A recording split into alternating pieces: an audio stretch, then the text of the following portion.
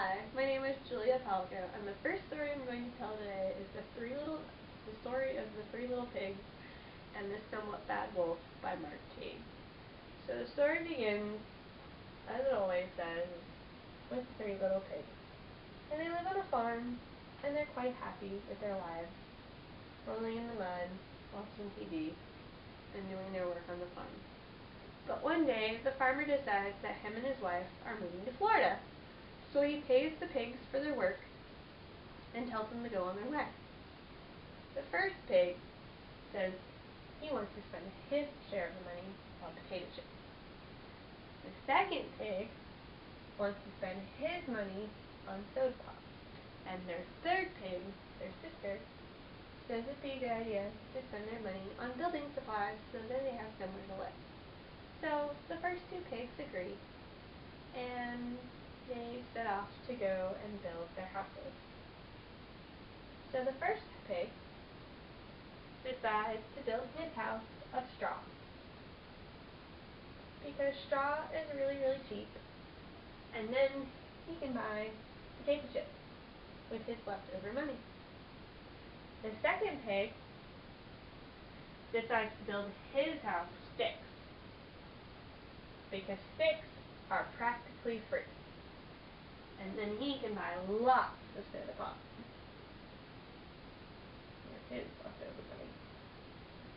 And the third pig, their sister, she decides to spend all her money on building supplies and build this beautiful brick house with Nancy Carson. And this process takes about a day or more. And the next day, a wolf comes to town. And he's been traveling for a while. He's really, really hungry. So he goes to a bunch of restaurants, and they all deny him because wolves have bad reputations. So he's really, really hungry when he comes across the first house. The one made of straw. And it smells like pig. And that makes him even hungrier. So he goes up and he knocks on the door. "Who's there?" asks the pig. "The wolf," he says. "Open your door or I'll blow your house down." He figures that'll get them to open the door. So the pig goes and tries the door. "It's jammed," he says. The wolf thinks he's kidding just to try to get rid of him. So he takes a huff and a puff, and he blows the house down. And that pig scurries off to his sister's house, the big, beautiful brick house, because he knows that she has enough room for him. And the wolf, he's amazed that he was able to blow the house down. So he continues on, because he's still really, really hungry. And the next house that he comes across is the one made of sticks. And it smells like pig too, and that just makes him even hungrier. So he goes up, and he knocks on the door. "Who's there?" asks the pig. "The wolf," he says. "Open your door or I'll blow your house down. Trust me, I've done it before." So the pig goes and tries the door. "I can't get it open. It's stuck." And the wolf thinks he's just trying to get rid of him. So he takes a huff and a puff, and he blows that house down too. And the brother pig, he scurries off to his sister's house too, because she's got a big, beautiful brick house. And the wolf, he's surprised that he was able to blow that house down too. But he's still really, really hungry, so he continues on until he comes across his sister's beautiful brick house with her garden. And so he goes up to the door, and he knocks, because it smells like pig too. And he's still really, really, really hungry. "Who's there?" asks the pig. "The wolf. Open the door or I'll blow your house down." "We can't come to the door right now. We're watching our favorite TV show," the pigs say. So the wolf, really, really angry because he's so hungry, he takes a huff and a puff, but he can't blow the house down.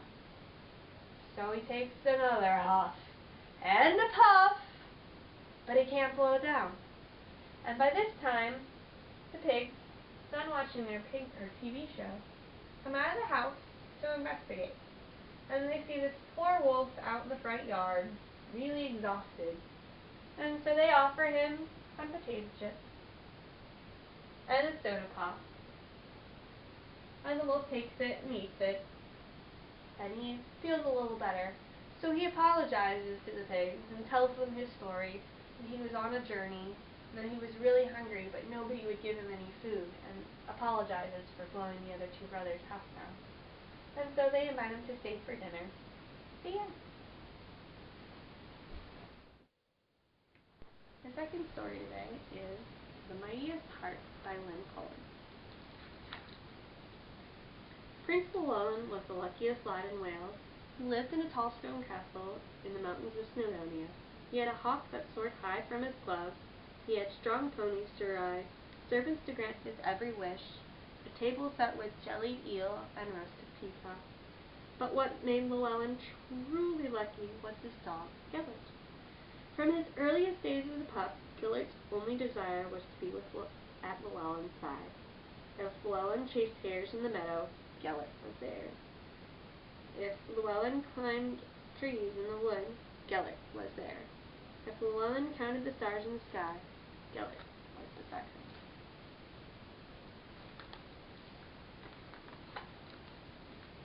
Never did Gellert leave Llewellyn, not when Llewellyn jumped from stone to mossy stone in the brook, and the stones did not fit 4 paws.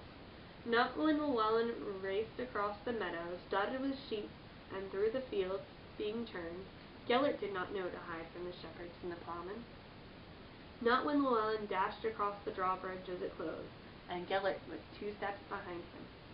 Especially not when the shadows crept from the wood, nor when wolves howled from the hilltop.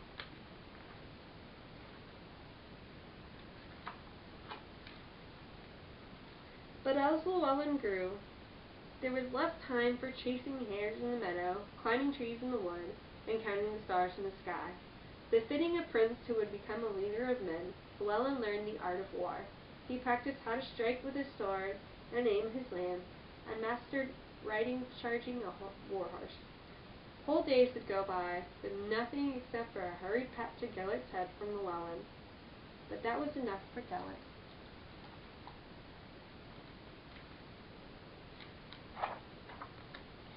The day came when Llewellyn asked the king for his daughter's hand in marriage. The wedding was a grand affair, and all of Snowdonia feasted in the great castle's great hall. Gellert, a rose tucked under his collar, remained at his master's side, little noticed but very proud. Because Llewellyn loved the new princess, Gellert loved her too. She, however, did not fancy Gellert. "He makes my gown stink of hound," she complained to Llewellyn. The prince had no choice but to banish the dog from their chamber. Gellert then waited for his master by the bedchamber's door.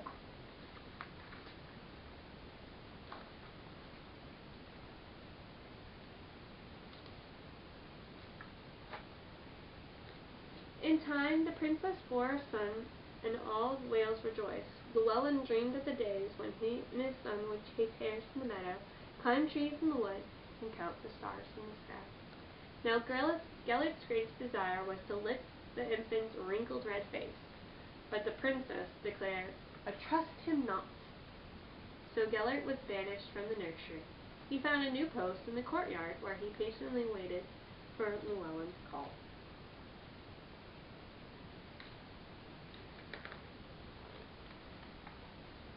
One day, after a council in the great hall with his lords, Llewellyn bounded into the nursery, eager to see his baby son after troubling talk of war. "David!" he called joyously, but when he looked at his son's cradle, he found it empty and marked with blood. "David!" he called again, this time in horror. A whimper came from the corner. Llewellyn whirled around to find Gellert, his jaws red with blood.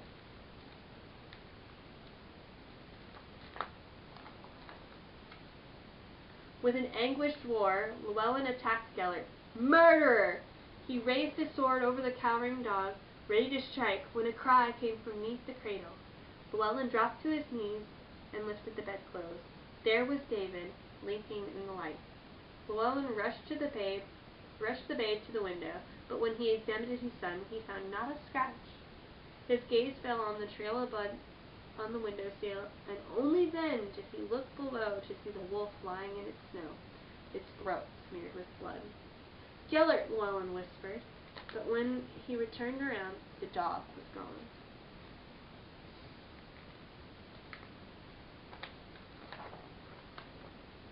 Llewellyn searched for Gellert high and low, even as one season passed into the next.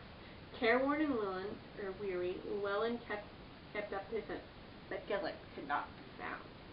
One day, Llewellyn was riding alone through the wood in the valley, his troubles heavy on his mind. War hung like a black cloud over Wales, and many of his lords had turned against him.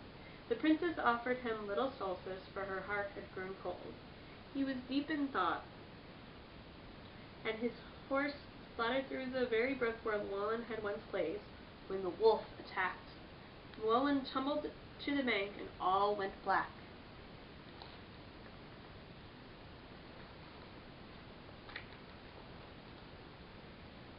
When he awoke, his face was wet. A thin old dog stood over him, licking his cheek on the other side of the brook. On the other side of the brook, a wolf lay dead. Llewellyn struggled to sit. "Gellert?" The dog, bleeding from a fresh wound, licked Llewellyn once more. The prince threw his arms around the dog. "Gellert!" He rested his face against the dog's withered side, and the last sound he heard before darkness closed in again was the steady beating of his old friend's heart.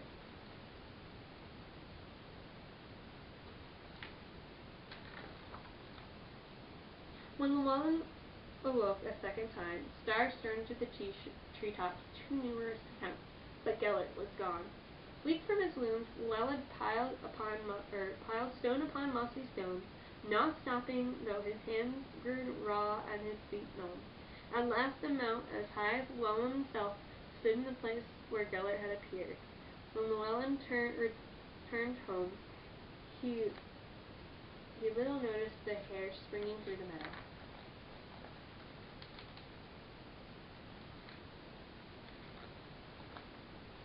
Seasons passed, and the war-shattered savage Llewellyn's land ploughmen still turned the fields, and shepherds tended their sheep.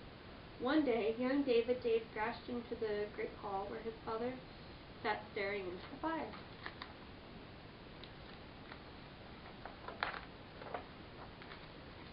"Father, look! Can I have him?" Llewellyn bolted upright as if an arrow had pierced his heart. The pup was a very image of Gellert. "Can I keep him, sir?" David begged. "I found him in the wood." "Which wood?" "The one in the valley, sir. By the brook. By that pile of stones. He was alone." Shyly the pup licked Llewellyn's hand. Llewellyn fought to control his pounded heart. At last he said, "You may keep him. On one condition." "Yes, sir. Anything." "That you never let him go." David laughed. "Let him go? Why would I?" A log broke in the fire, crashing with a whirl of sparks. The pup squirmed in David's arms.